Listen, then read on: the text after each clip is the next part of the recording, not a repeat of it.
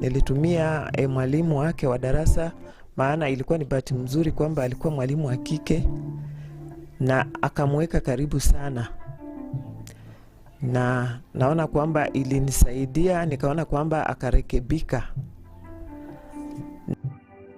Kwa mfano mtoto msichana alipofika stage yake ambayo inaitwa adolescence stage, msichana anageuka tabia, anakuwa na kiburi, unakuta kwamba anaanza kuheshimu hata watu wa nje kukuliko. This kind of children who are exposed to this kind of materials end up not even performing well. And some of them are even expelled out of the school system because they cannot be able to cope. Na kuambia vijana, hasa wasichana wangu, kwa mitandao wako busy sana na masimu. Mtoto anatoka anaingia na simu ya 8,000. Ukimuuliza ametoa wapi simu, anasema mama usiniulize. If our parents separated, whatever bitterness made them whatever made them to separate will always bring bitterness to that person. Then it may even extend to the children. I have been brought up with 5 stepmothers. I received a lot of abuse from the stepmothers. There was a time there was this woman who took advantage of me sexually and harassed me, and I was around in class 3. I was around 10 to 12 years. The final thing that has made people fear to seek counseling is lack of confidentiality on the part of the counselors. Times have changed, and that the child of today, when he's 7 years, he knows things that we used to take like 20 years to know. Something should be done, particularly with the generation that is illiterate, and when it comes to the era of the internet, the era of the mobile phone, something needs to be done.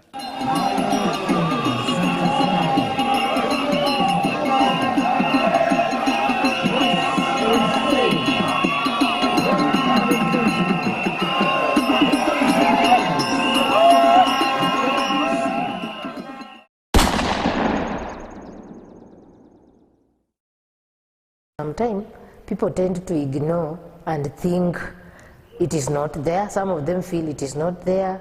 We have those who say they don't care because the drugs are there. We have those who say they don't care, they can die. But if you love yourself, you will not engage into other activities that may make you end up getting HIV. But HIV is there, it is real, and I would like to encourage, like if it is the young people, to take good care of themselves so that they don't get HIV. But it is there, it is real, it is killing. I am Reverend Dr. Maso Paulo. I'm the Peer Counselors Association Coordinator, Kakamega County. We thank God for the programs that we are handling in Kakamega, and we thank God for the awareness that we are bringing in this county as much as counseling is concerned. I want to thank all those fellow counselors within Kakamega County who have teamed together with me to see to it that our people can embrace counseling. Now today, just want to talk briefly about reasons why people do not embrace counseling. Well, counseling is very key. It is a therapy to many ailments, many problems, psychological problems, but people have not come to embrace it because of various reasons. Maybe the first reason is to do with the ignorance. When somebody is psychologically sick, people attribute that to madness, they attribute it to witchcraft, and so they don't take counseling as a remedy. Instead, they will seek for prayers, they will seek for magicians to do magics to reverse the witchcraft that was performed against this person.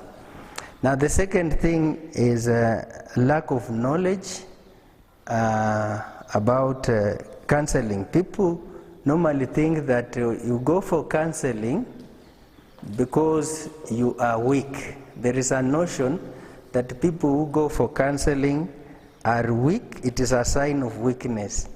And that is actually stigmatization. People have been stigmatized. They feel when they have a problem, they just die with that problem. They cannot go for counseling because people will see them as if they are weak. Now it were better people to know that counseling is not about weaknesses, is not about sicknesses, is not about problems.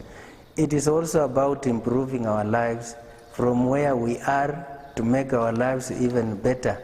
So we should not carry on with that notion that if you go for counseling, people will look at you as having been weak. Then the third thing is denial. Many people are living with their problems, but they are in self-denial. They don't want to acknowledge that I have a problem here. It may be in marriage. People are living in marriages that have a lot of problems, but they don't want to accept that they have problems. They say things are just okay. We are just okay. That is about life. And actually that is what we call denial in counseling. It is self-denial. You have a problem, but you are denying that you don't have any problem. The other thing is lack of time. People are so busy running up and down. They sleep late, they wake up very early, and it's like they're just taking like 1 hour sitting with a counselor.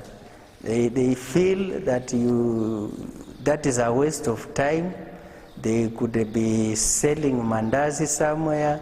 They could be going about their other businesses that will generate finances to them. And the other reason also is to do with the finances. Now counseling, like any other type of therapy, any other type of treatment, it requires that you go to a counselor and you are treated at a fee. Now people feel that that money, giving money to somebody who has just talked to you, there is no drug he has given to you, there is no injection he has given to you, then they feel that that will be just like you are throwing away your money. So when the people are asked that you go and see a counselor, professional counselor, you carry some fee, some money, you will have to pay, they feel that is a waste of money. They better go and spend that money on other things, maybe drinking or buying drugs or whatever. And the other thing also is about shame. Many people are living in problems, but they are ashamed about their problems. They are ashamed about the life they are leading. And they fear that if I go to a counselor, then the sort of life that is in my house, which I have just, or it is in me, which I have just kept to myself, it is now going to be known by another person, and it will be known by other people. So they are ashamed of the life they are living, and they don't want that life to be known. And the final thing that has made people fear to seek counseling is lack of confidentiality on the part of the counselors. Now, those who are there before, mostly counseling was done, previously it was done by pastors or people in leadership, older people. And actually what these people used to do, they would give advice, and if there is a pastor, they would pray. But when they come to the pulpit, they start preaching about the problem that they handled with a certain brother or a certain sister. And such a thing has made many people be afraid of embracing counseling, because they feel if I go and share with him my problems, or I go and share with her my problems, these problems are going to spill outside, and it's like everyone else is going to know it. So this one is on the part of the counselors. Counselors need to be professional, and part of the professionalism that a counselor ought to have is to stick to the issue of confidentiality. You have to be confidential, and you have to assure your client, every client who comes to you, first thing you have to assure that client that the things you are going to discuss are just will be left between you and that client. Although there are areas, as a professional counselor, there are areas where you cannot be confidential, you cannot keep something secret, especially if somebody is threatening his own life. Somebody is threatening to go and kill himself. He is your client. Then you cannot be confidential about that. You cannot keep that as a secret. Don't keep it to yourself. You have to get some people, maybe family members, people who are closer to this person.